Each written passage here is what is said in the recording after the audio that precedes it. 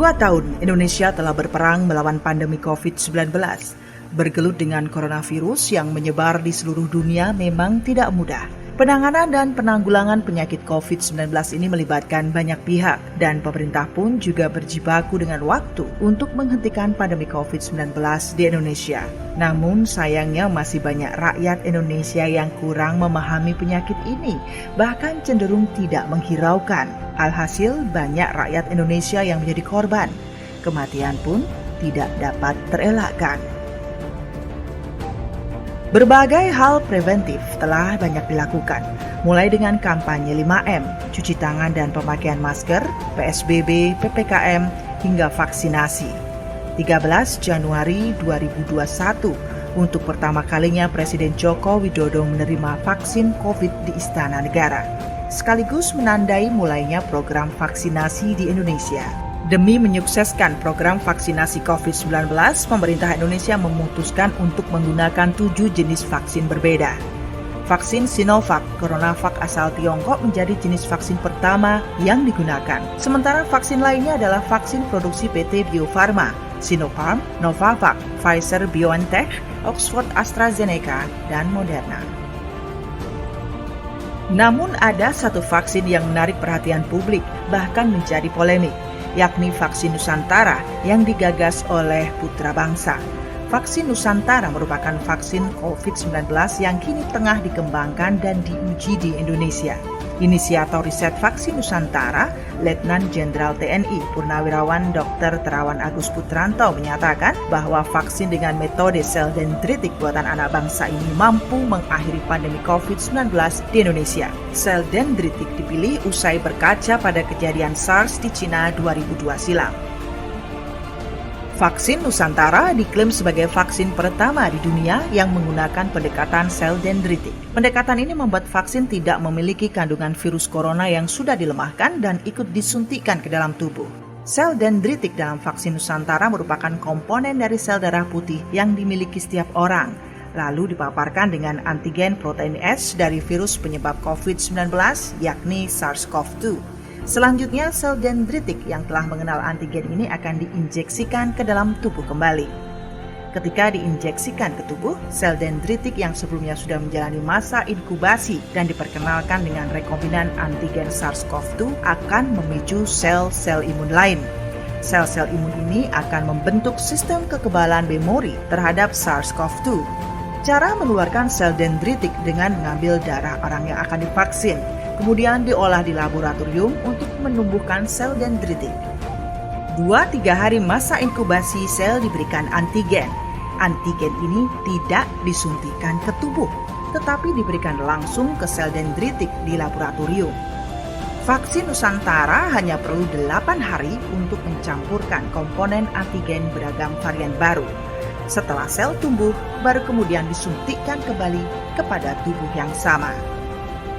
Vaksin lainnya seperti vaksin Sinovac, Pfizer, AstraZeneca mengandalkan sel dendritik yang sudah ada di dalam tubuh manusia. Sementara vaksin Nusantara mengeluarkan sel dendritik dari dalam tubuh lalu diinjeksikan kembali dalam tubuh.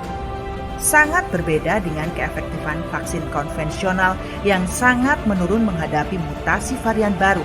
Vaksin Nusantara mampu menghadapi mutasi varian baru dalam waktu beberapa hari saja. Hal itu dikarenakan vaksin konvensional saat diinjeksikan ke tubuh akan mencari sel dendritik untuk memunculkan imunitas dan membutuhkan jangka waktu lama. Sedangkan vaksin Nusantara yang berbasis dendritik sel akan langsung aktif saat diinjeksikan, sehingga sangat menaikkan imunitas dan antibodi tubuh.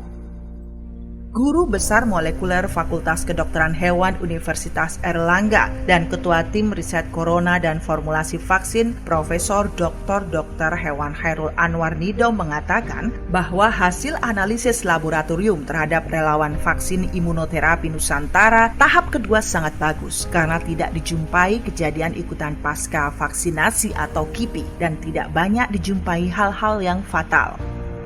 Saat rapat dengar pendapat RDP dengan Komisi 7 DPR RI di ruang rapat Komisi DPR RI 16 Juni 2021, Letnan Jenderal TNI Purnawirawan Dr. Terawan Agus Putranto menjelaskan jika vaksin berbasis sel dendritik vaksin Nusantara buatan Indonesia. Dr. Terawan menunjukkan satu kotak berisi perangkat vaksin tersebut. Dalam perangkat di kotak tersebut menyatakan 90% lebih bahan produksi sudah ada dan dibuat di Indonesia. Hanya 2 bahan berasal dari Amerika Serikat. Komisi 7 DPR RI setuju melanjutkan riset pengembangan vaksin Nusantara. Dan saat ini laporan uji klinis fase 2 vaksin Nusantara telah dilaporkan ke WHO dan selangkah menuju uji klinis tahap 3 untuk menjadi solusi pandemi. Vaksin Nusantara asli karya anak bangsa, bukan produk dari luar, dan tercatat made in Indonesia. Vaksin Nusantara dapat diproduksi massal pada tahap awal 5 juta vaksin kit per bulan dan akan meningkat menjadi 10 juta vaksin kit per bulan di bulan ketiga. Dan peningkatan produksi berikutnya sesuai kebutuhan. Saat ini vaksin COVID-19 sangat dibutuhkan oleh dunia. Jika diekspor, vaksin Nusantara karya anak bangsa ini juga mampu menghasilkan devisa untuk mengurangi current account deficit. Tidak seperti vaksin lain yang jelas akan menggerus cadangan devisa dan menaikkan current account deficit semakin tinggi. Saat ini negara lain seperti Turki, Malaysia, Filipina telah meminta uji klinis tahap 3 dilakukan di masing-masing negara. Namun hal tersebut ditolak oleh Dr. Terawan dan tim karena vaksin Nusantara harus menjadi legacy Indonesia karena merupakan karya Indonesia, buatan Indonesia. Vaksin konvensional membutuhkan biaya mahal untuk riset dan pengembangan. Vaksin Nusantara tidak membutuhkan banyak biaya dan murah. Bahkan biaya pengiriman vaksin Nusantara diklaim rendah karena tidak membutuhkan alat penyimpanan dengan suhu minus 80 derajat Celcius dan sebagainya. Selain itu, bahan baku pengolahan vaksin Nusantara cukup mudah dan bisa dikirim ke beberapa fasilitas kesehatan. Saat ini korban di bumi pertiwi yang positif sudah mencapai lebih dari 4 juta orang dan yang meninggal karena pandemi COVID-19 sudah di atas 130.000 jiwa. Akankah kita harus menunggu korban berjatuhan lebih banyak lagi? Keputusan Presiden sebagai Panglima Perang tertinggi sangat ditunggu untuk segera mengaplikasi senjata untuk melawan musuh yang semakin ganas ini, yaitu vaksin Nusantara, karya anak bangsa yang sudah terbukti efektif dalam uji klinis fase 2 dan sudah dicoba diaplikasikan oleh pejabat-pejabat tinggi negara maupun tokoh-tokoh masyarakat dengan hasil yang sangat luar biasa. Tinggal selangkah lagi senjata bisa digunakan, yaitu keputusan Panglima Perang tertinggi untuk memberikan komando pelaksanaannya agar merah putih tetap berkibar di dirgantara dunia. Jangan lupa untuk like, comment, and subscribe Edward Sitorus Papua Channel. Yeay!